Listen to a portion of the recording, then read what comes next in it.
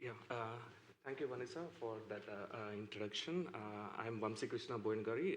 I'm a PhD student at the Irish Center for Social Gerontology, University of Galway. I'm part of the HomeDem project, which is being funded by the Marie Curie, which is funded by the European Commission under the Marie Curie Research Network. My PhD looks at the autonomous living for people living with dementia, resource allocation, and the role of design and technology. Before I move on to my presentation, I would like you to imagine if that someone telling you what to do, where they want to go, what to wear, and what to eat. All that just because you're not able to make your own decisions. You also imagine that someone has to tell you everything on like what to eat, where they want to go, what time they want to go, and all those details, even if you have the capacity to make those decisions on your own. So this is kind of a reality for most of the people living with the dementia. Even if they're cognitive, they are capable of making those decisions, but the systems are not supporting them to make those decisions. I assume that we are all aware of these numbers that are here. So we know about the prevalence of dementia, the projections, the Irish, and also the economic burden of dementia. But what is less known is the rate at which the prevalence of dementia is progressing, and also the kind of an burden that it places on social and healthcare systems in globally as well as in Ireland as well. But what is important here is if the autonomy is not being used in these healthcare systems, it will put a lot of pressure and this thing. So that's the reason why the autonomy is considered as a key principle in most of the international frameworks, such as WHO Global Action Plan for Dementia and also the UNCRPD plan.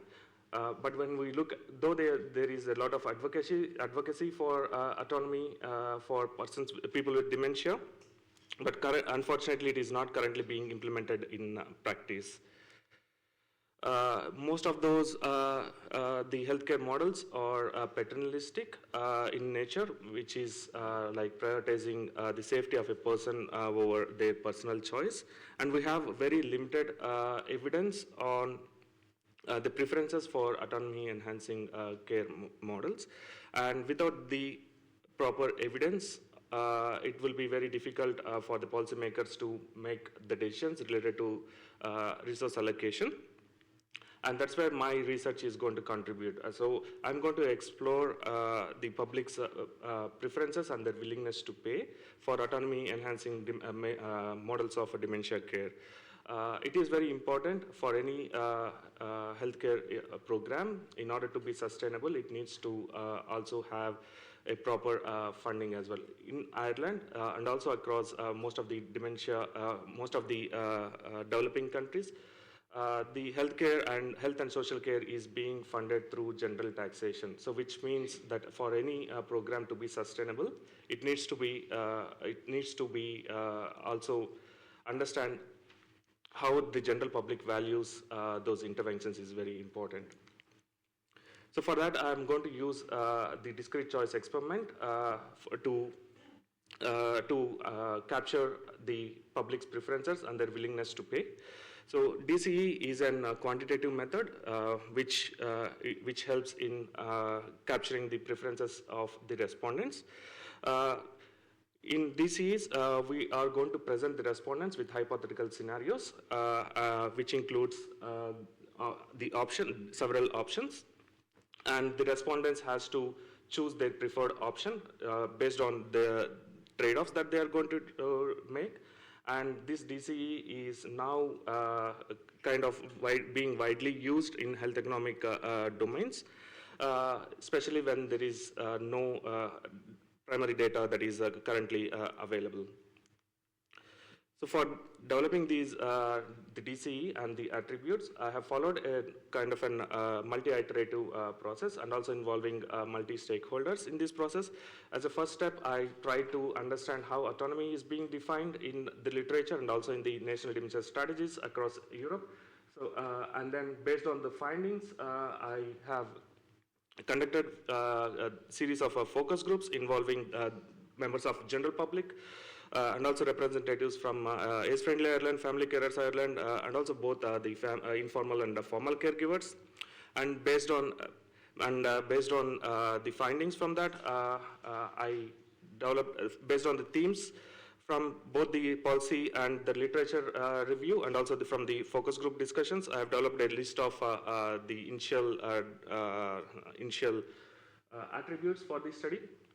And this has been validated. I have presented them to the European Working Group of People with Dementia, European Dementia Carers Working Group, and also presented at different platforms like ESRI and also Dementia Research Network, Ireland's Early Career Researcher Day.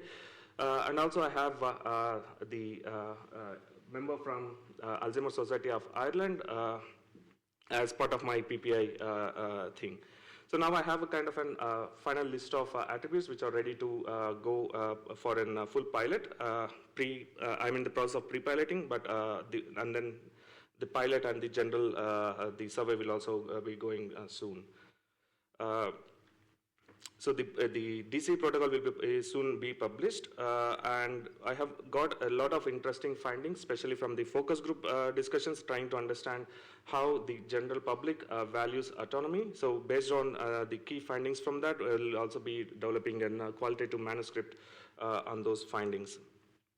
So like I mentioned, so from all the three steps, the literature review, the policy review, and the focus groups, and the inputs from the expert panel as well as the PPI.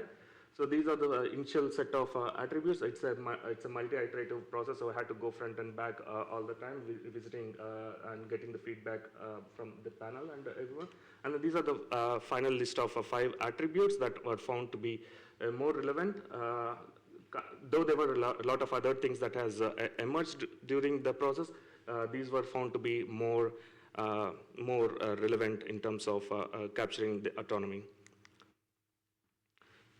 I'm not sure whether it's clear, but so these are the list of 5 attributes that I have come up with finally, and these are the levels. So if you look at level 1 for each of those attributes, so that's the status quo that's currently being given, and ranging all the way from the to the 3rd level where it has an enhanced autonomy. For example, like if you look at the home care provision, the current model is like where the current number of hours and everything is being defined by the HSE or the supplier, ranging all the way to the 3rd level, in which the person with the dementia or the family member will have a say in that.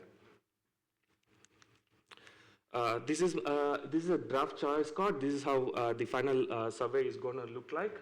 Prior to this, the respondents will be presented with an introduction of what is dementia in a short paragraph, plus a vignette presenting a scenario of